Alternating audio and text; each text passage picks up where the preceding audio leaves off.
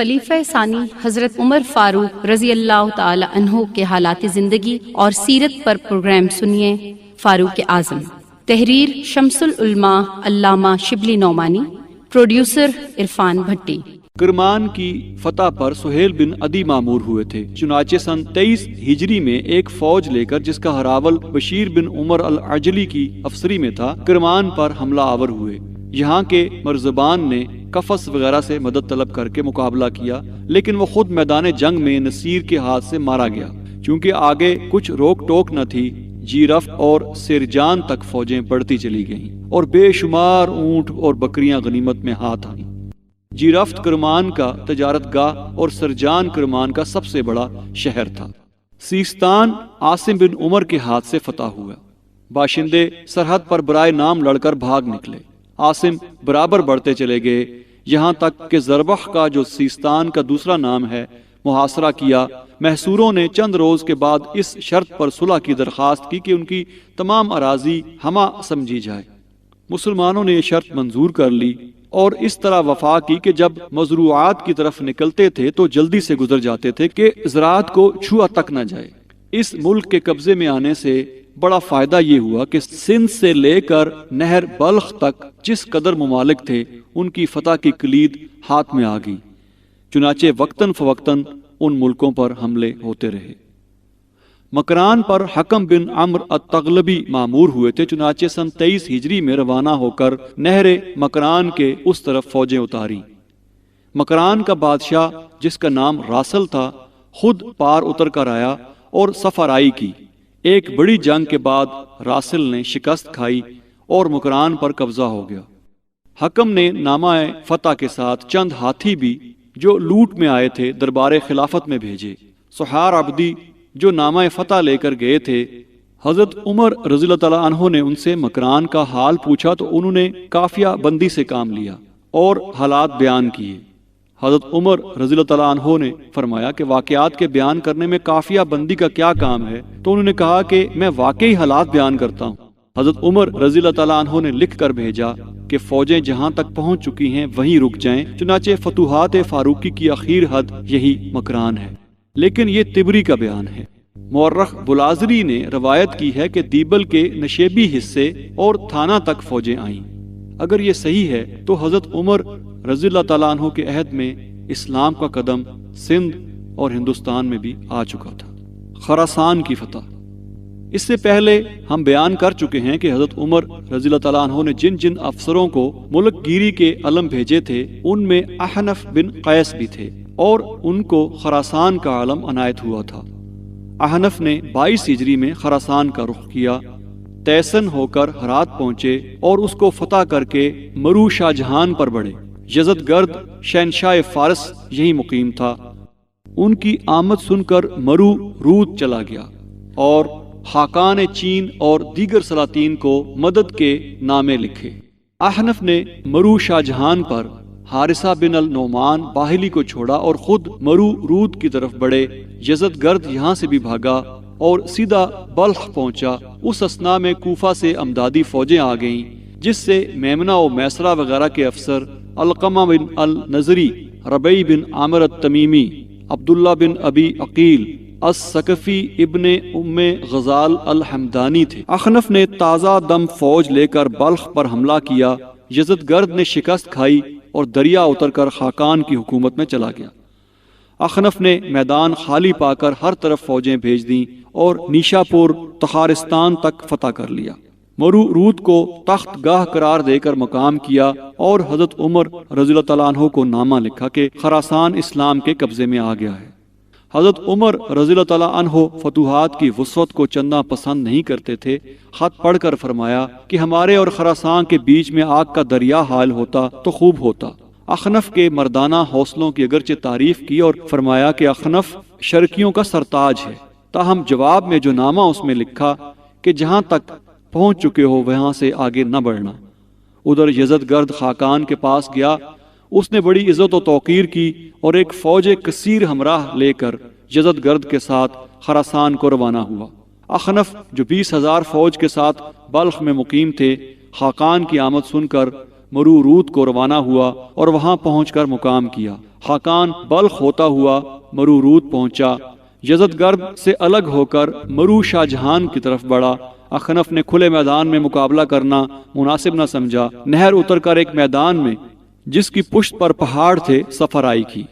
دونوں فوجیں مدت تک آمنے سامنے صفیں جمائے پڑی رہیں۔ اجمی صبح اور شام ساز و سامان سے آراستہ ہو کر میدان جنگ میں جاتے تھے، اور چونکہ ادھر سے کچھ جواب نہیں دیا جاتا تھا بغیر لڑے واپس آ جاتے تھے۔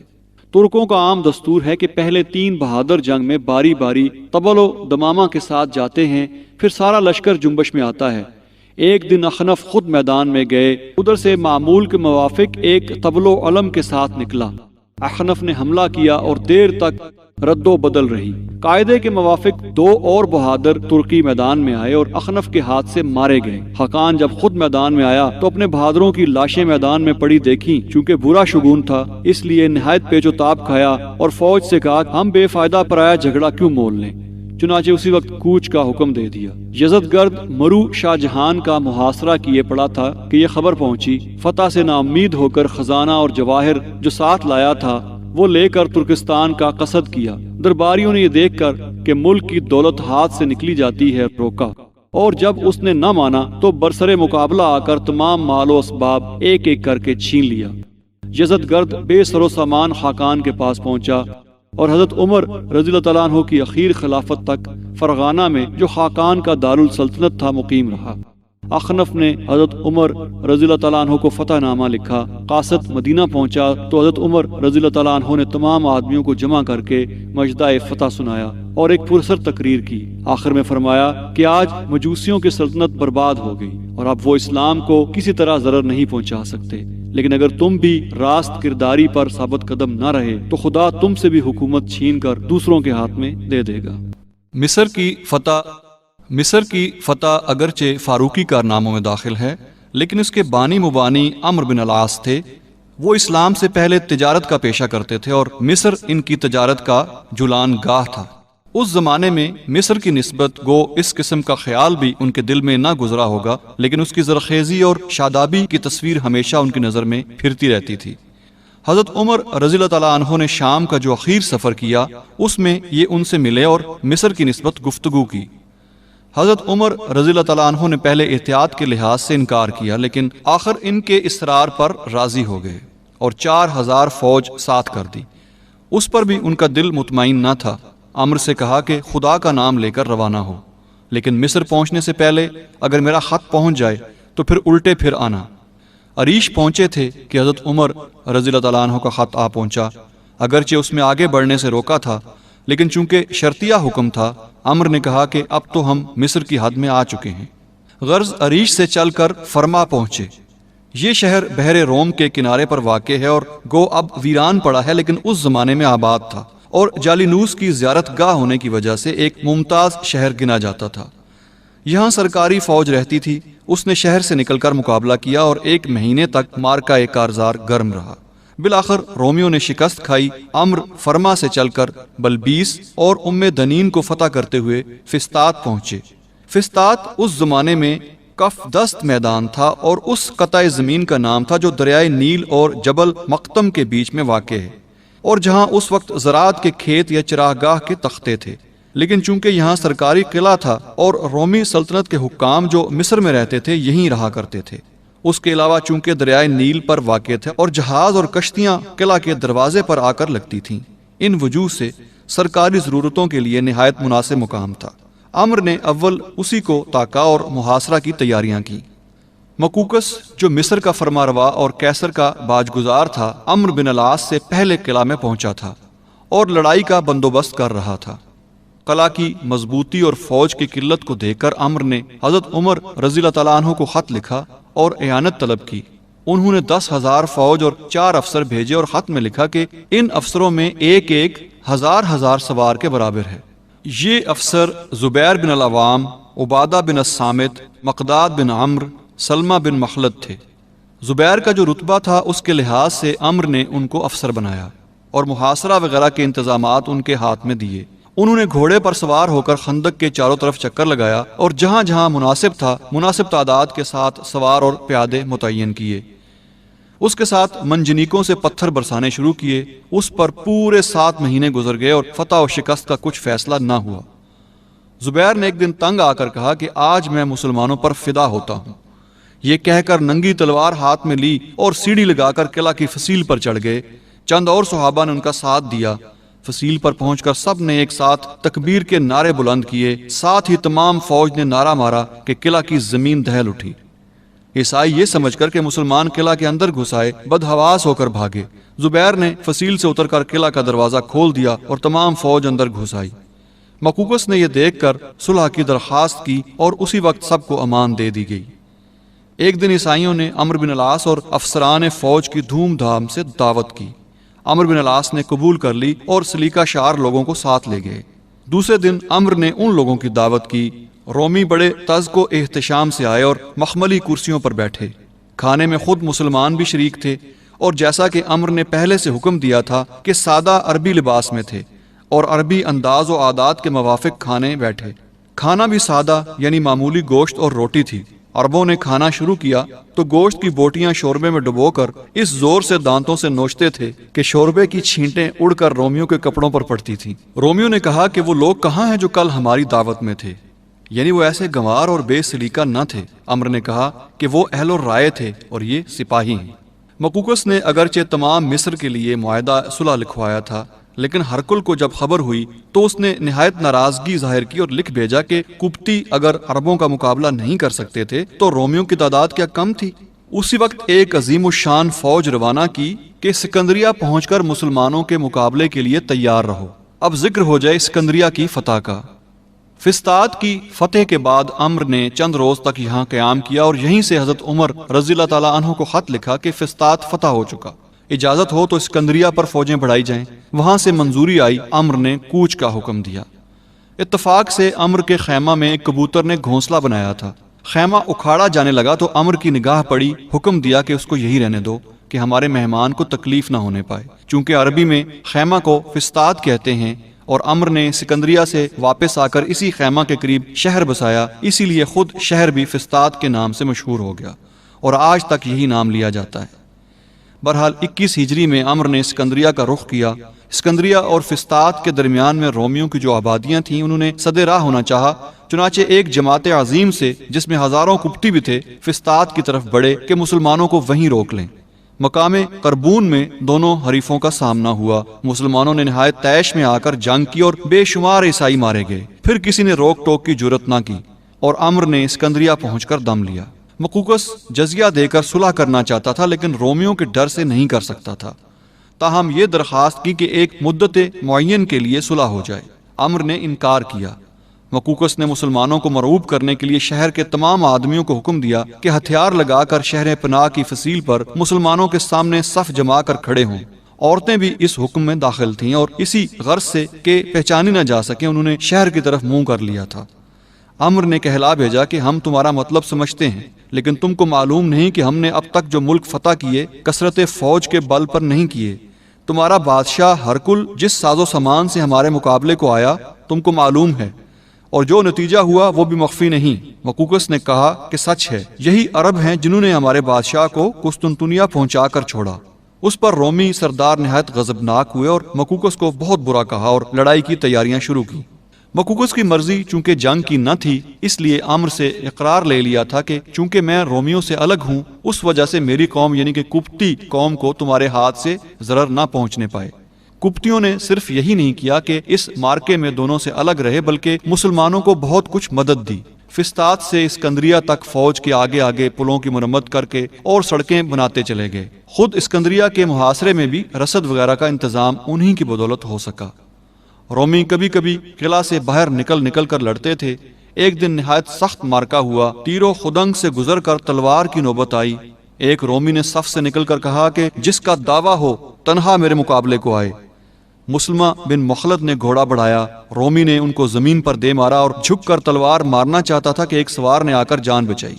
عمرو کو اس پر اس قدر غصہ آیا کہ متانت ایک طرف مسلمہ کے رتبہ کا بھی خیال نہ کر کے کہا کہ زنخوں کو میدان جنگ میں آنے کی کیا ضرورت ہے۔ مسلمہ کو نہایت ناگوار ہوا لیکن مصلحت کے لحاظ سے کچھ نہ کہا۔ لڑائی کا زور اسی طرح قائم رہا۔ آخر مسلمانوں نے اس طرح دل توڑ کر حملہ کیا کہ رومیوں کو دباتے ہوئے قلعہ کے اندر گھس گئے۔ دیر تک قلعہ کے صحن میں مارکا رہا۔ آخر میں رومیوں نے سنبھل کر ایک ساتھ حملہ کیا اور مسلمانوں کو قلعہ سے باہر نکال کر دروازے بند کر دیے۔ اتفاق یہ کہ عمرو بن العاص اور مسلمہ اور 2 اور شخص اندر رہ گئے۔ رومیوں نے ان لوگوں کو زندہ گرفتار کرنا چاہا، لیکن جب ان لوگوں نے مردانہ وار جان دینی چاہی تو انہوں نے کہا کہ دونوں طرف سے ایک ایک آدمی مقابلے کو نکلے۔ اگر ہمارا آدمی مارا گیا تو ہم تم کو چھوڑ دیں گے کہ قلعہ سے نکل جاؤ، اور تمہارا آدمی مارا جائے تو تم سب ہتھیار ڈال دو۔ عمرو بن العاص نے نہایت خوشی سے منظور کیا اور خود مقابلے کے لیے نکلنا چاہا۔ مسلمہ نے روکا کہ تم فوج کے سردار ہو، تم پر آنچ آئی تو انتظام میں خلل ہوگا، یہ کہہ کر گھوڑا بڑھایا۔ رومی بھی ہتھیار سنبھال چکا تھا۔ دیر تک وار ہوتے رہے، بالآخر مسلمہ نے ایک ہاتھ مارا کہ رومی وہیں ڈھیر ہو کر رہ گیا۔ رومیوں کو معلوم نہ تھا کہ ان میں کوئی سردار ہے۔ انہوں نے اقرار کے موافق قلعہ کا دروازہ کھول دیا اور سب صحیح سلامت باہر نکل آئے۔ عمرو نے مسلمہ سے اپنی پہلی گستاخی کی معافی مانگی اور انہوں نے نہایت صاف دلی سے معاف کر دیا۔ محاصرہ جس قدر طول کھینچتا جاتا تھا، حضرت عمر رضی اللہ تعالیٰ عنہ کو زیادہ پریشانی ہوتی تھی۔ چنانچہ عمرو کو خط لکھا کہ شاید تم لوگ وہاں رہ کر عیسائیوں کی طرح عیش پرست بن گئے، ورنہ فتح میں اس قدر دیر نہ ہوتی۔ جس دن میرا خط پہنچے تمام فوج کو جمع کر کے جہاد پر خطبہ دو، اور پھر اس طرح حملہ کرو کہ جن کو میں نے افسر کر کے بھیجا تھا فوج کے آگے ہوں، اور تمام فوج ایک دفعہ دشمن پر ٹوٹ پڑے۔ عمرو نے تمام فوج کو یکجا کر کے خطبہ پڑھا اور ایک پرسر تقریر کی کہ بجھے ہوئے جوش تازہ ہو گئے۔ عبادہ بن صامت رضی اللہ تعالیٰ عنہ کو، جو برسوں رسول اللہ صلی اللہ علیہ وسلم کی صحبت میں رہے تھے، بلا کر کہا کہ اپنا نیزہ مجھ کو دیجیے۔ خود سر سے امامہ اتارا اور نیزہ پر لگا کر ان کو حوالے کیا کہ یہ سپہ سالار کا عالم ہے اور آج آپ سپہ سالار ہیں۔ زبیر بن العوام اور مسلمہ بن مخلد کو فوج کا ہراول کیا۔ غرض اس سر و سامان سے قلعہ پر دھاوا ہوا کہ پہلے ہی حملے میں شہر فتح ہو گیا۔ عمرو نے اسی وقت معاویہ بن خدیج کو بلا کر کہا کہ جس قدر تیز جا سکو جاؤ اور امیر المومنین کو مژدہ فتح سناؤ۔ معاویہ اونٹنی پر سوار ہوئے اور 2 منزلہ سہ منزلہ کرتے ہوئے مدینہ پہنچے۔ چونکہ ٹھیک دوپہر کا وقت تھا، اس خیال سے کہ یہ آرام کا وقت ہے، بارگاہ خلافت میں جانے سے پہلے سیدھے مسجد نبوی کا رخ کیا۔ اتفاق سے حضرت عمر رضی اللہ تعالیٰ عنہ کی لونڈی ادھر آ نکلی اور ان کو مسافر کی حیت دیکھ کر پہنچا کہ کون ہو اور کہاں سے آئے ہو۔ انہوں نے کہا کہ سکندریہ سے۔ اس نے اسی وقت جا کر خبر کی اور ساتھ ہی واپس آئی کہ چلو تم کو امیر المومنین بلاتے ہیں۔ حضرت عمر رضی اللہ تعالیٰ عنہ اتنا بھی انتظار نہیں کر سکتے تھے، خود چلنے کے لیے تیار ہوئے اور چادر سنبھال رہے تھے کہ معاویہ پہنچ گئے۔ فتح کا حال سن کر زمین پر گرے اور سجدہ شکر ادا کیا۔ اٹھ کر مسجد میں آئے اور منادی کرا دی، الصلاۃ جامعہ۔ سنتے ہی تمام مدینہ امڑ آیا۔ معاویہ نے سب کے سامنے فتح کے حالات بیان کیے۔ وہاں سے اٹھ کر حضرت عمر رضی اللہ تعالیٰ عنہ کے ساتھ ان کے گھر پر گئے۔ حضرت عمر رضی اللہ عنہ نے لونڈی سے پوچھا کہ کچھ کھانے کو ہے؟ وہ روٹی اور روغن زیتون لائی، مہمان کے آگے رکھا اور کہا کہ آنے کے ساتھ میرے پاس کیوں نہیں چلے آئے؟ انہوں نے کہا کہ میں نے خیال کیا کہ یہ آرام کا وقت ہے، شاید آپ سوتے ہوں۔ فرمایا افسوس تمہارا میری نسبت یہ خیال ہے، میں دن کو سوؤں گا تو خلافت کا بار کون سنبھالے گا؟ عمرو سکندریہ کی فتح کے بعد فسطاط کو واپس پہنچ گئے اور وہاں شہر بسانا چاہا۔ الگ الگ قطع متعین کیے اور داغ بیل ڈال کر عرب کی سادہ وضع کی عمارتیں تیار کرائیں۔ اسکندریہ اور فسطاط کے بعد اگرچہ برابر کا کوئی حریف نہیں رہا تھا، تاہم چونکہ مصر کے تمام اضلاع میں رومی پھیلے ہوئے تھے، ہر طرف تھوڑی تھوڑی فوجیں روانہ کی کہ آئندہ کسی خطرے کا احتمال نہ رہے۔ چنانچہ خارجہ بن حذافہ العدوی فیوم، اشموتین، اخمیم، بشردوات، معید اور اس کے تمام مضافات میں چکر لگائے اور ہر جگہ لوگوں نے خوشی سے جزیہ دینا قبول کیا۔ اسی طرح عمیر بن وہب الجمحی نے تینس، دمیات، تونا، دمیرہ، شطا، وقحیلہ، بنا، بوہیر کو مسخر کیا۔ عقبہ بن عامر الجہنی نے مصر کے تمام نشیبی حصے فتح کیے۔ چونکہ ان لڑائیوں میں نہایت کثرت سے قبطی اور رومی گرفتار ہوئے تھے، عمرو نے دربار خلافت کو لکھا کہ ان کی نسبت کیا کیا جائے۔ چنانچہ حضرت عمر رضی اللہ تعالیٰ عنہ نے جواب میں لکھا کہ سب کو بلا کر کہہ دو کہ ان کو اختیار ہے کہ مسلمان ہو جائیں یا اپنے مذہب پر قائم رہیں۔ اسلام قبول کریں گے تو ان کو وہ تمام حقوق حاصل ہوں گے جو مسلمانوں کو حاصل ہیں، ورنہ جزیہ دینا ہوگا جو تمام ذمیوں سے لیا جاتا ہے۔ عمرو نے تمام قیدی جو تعداد میں ہزاروں سے زیادہ تھے ایک جا جمع کیے، عیسائی سرداروں کو طلب کیا اور مسلمانوں عیسائی الگ الگ ترتیب سے آمنے سامنے بیٹھے، بیچ میں قیدیوں کا گروہ تھا۔ فرمان خلافت پڑھا گیا تو بہت سے قیدیوں نے جو مسلمانوں میں رہ کر اسلام کے ذوق سے آشنا ہو گئے تھے اسلام قبول کیا اور بہت سے اپنے مذہب پر قائم رہے۔ جب کوئی شخص اسلام کا اظہار کرتا تھا تو مسلمان اللہ اکبر کا نعرہ بلند کرتے تھے اور خوشی سے بچھے جاتے تھے، اور جب کوئی شخص عیسائیت کا اقرار کرتا تھا تو تمام عیسائیوں میں مبارکباد کا غل پڑتا تھا، اور مسلمان اس قدر غمزدہ ہوتے تھے کہ بہتوں کے آنسو نکل پڑتے تھے۔ دیر تک یہ سلسلہ جاری رہا اور دونوں فریق اپنے اپنے حصہ رصدی کے موافق کامیاب آئے۔ علامہ شبلی نعمانی کی معرکۃ الآراء تصنیف الفاروق پر مبنی پروگرام آپ سن رہے تھے۔ فاروق اعظم، ریکارڈنگ انجینئر واجد محمود، آواز تحقیق و پروڈیوسر عرفان بھٹی، پیشکش رفا انسٹیٹیوٹ آف میڈیا سائنسز۔